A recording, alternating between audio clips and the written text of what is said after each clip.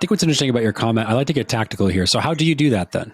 So I think both of you have talked about, we're not going to say the word trust again. We probably shouldn't say trust again on this episode, but I think fundamentally, we do a shot every time we say trust. It's tequila though, so it's perfect.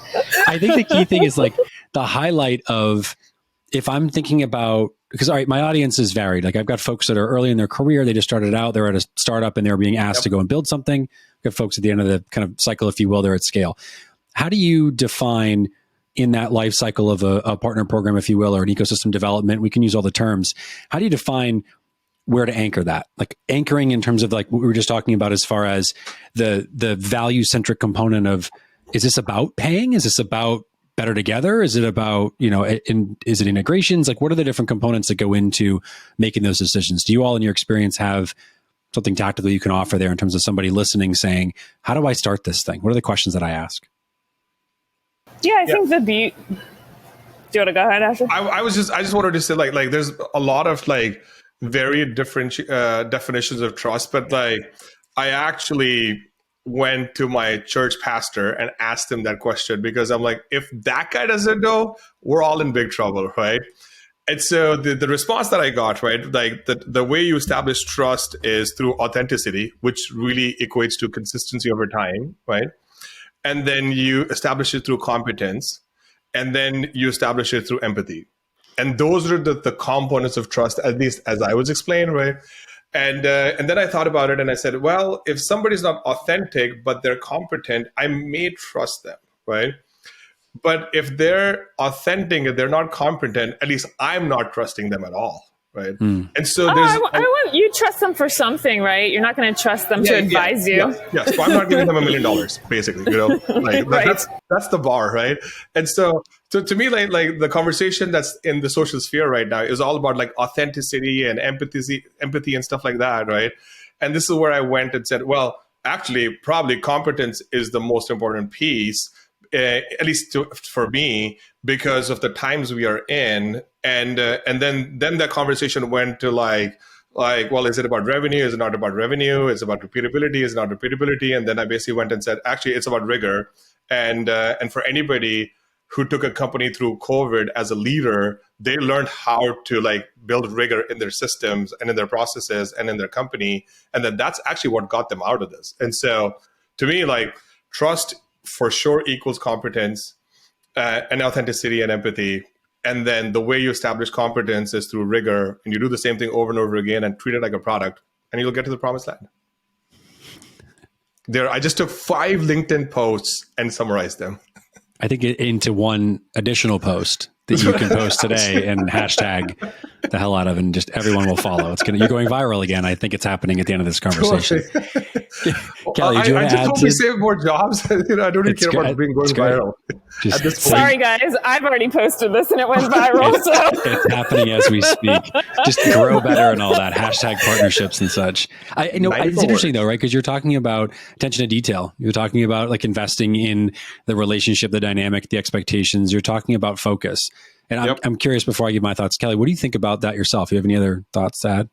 Yeah, I think it ties back to the question you were asking for the person wondering how to structure all this, which is, I think when you're, whatever stage partner program you are at, you need to ensure that the strategic goals of your business align with what you're looking for partners to do and what you want those relationships to look like. And that applies if you have a 10-person company or a 100,000-person company. Now, obviously, it gets a lot more complicated if you have 100,000 people, but doing that exercise and making sure you understand that yourself can not only underpin the rigor that Asher's talking about, but I think the transparency and reliability that you can then offer your partner, which I think is a key component of trust, because partnerships will end for whatever reason. Platforms will build new features that make a partner redundant. They'll pivot their focus and an agency will no longer be relevant. But if you're transparent, structured, reliable, and upfront with your partners, you can still maintain trust. And I think that does come from the type of rigor Asher's talking about, because if you are just changing your own policies on a dime, you might be the most authentic person in the world, but people are going to think you're not trustworthy because you're constantly switching your priorities. You're changing in the business model of your partner program. You're saying, just kidding, now you're a lower tier partner. that may not be like nefarious, right? It could just be that you don't know what you're doing. So like you need to put the rigor in place from the get-go. So I think for me, that's how those things kind of tie together. Well, I think it plays into the idea of the overlap around the expectations of both businesses too. And perhaps that's just me being selfish, but I think if you're setting expectations up front and you continue the transparency throughout the relationship, the idea would be that there are no surprises, to your point, like that folks are at least aligned to whether they agree or not, that the direction of the business is going left versus right, and they're either along for the ride or they're not. And I think ultimately, in my sort of narrow viewpoint, in the sense that I've only worked at a few organizations with partnership, programs, but fundamentally the ones that work are always the ones that are transparent and open and direct and very clear around what we're doing.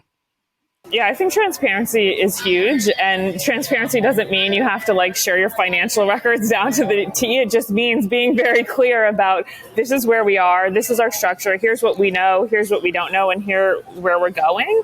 So the partner feels part of the process and feels like they can plan on their side and what their goals are, which may at some point cease to align. That doesn't have to be acrimonious. That's brilliant. I'm laughing because this reminds me of a story in college. I come out one day, and one of my best friends, Sheikh, he basically went into like designing clothes and stuff like that, right? And then like one day he had this shirt which had the word Rigorosity 101 on it, right?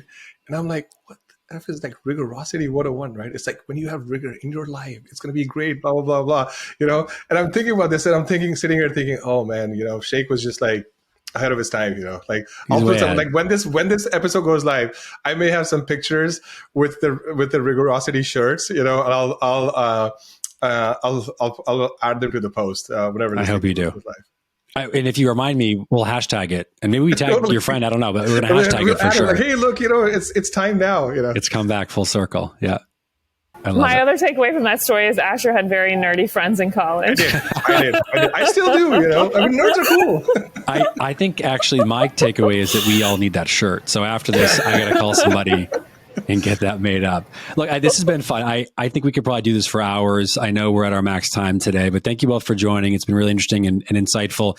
If folks want to connect with both of you on the internets of the world, where do they find you? Where do they follow? How do they get in touch? On Kelly's LinkedIn post. Go and tag your friends. Just kidding. I love it. I'm assuming LinkedIn, certainly. Are you on the Twitters of the world? Where else do you exist? I don't exist anywhere but LinkedIn, so find me there LinkedIn. And please connect. Believe it or not, that's probably the other offer of kind of trending advice I could give here at the end. Everyone is on LinkedIn these days. Hopefully you're adding actual value. You're making real statements. That'd be kind of my core takeaway, which both of you do. So thank you for how much you contribute to the community. For those of you that listen to the episode, hopefully you laughed a little bit. Hopefully you got a bit of a takeaway, obviously. Like, subscribe, repost, and obviously go find this on LinkedIn when this thing goes live. There's going to be some pretty unique hashtags. It sounds like some legacy photos from Asher's time in college. So cheers to you both. Thanks for joining, and look forward to our next conversation.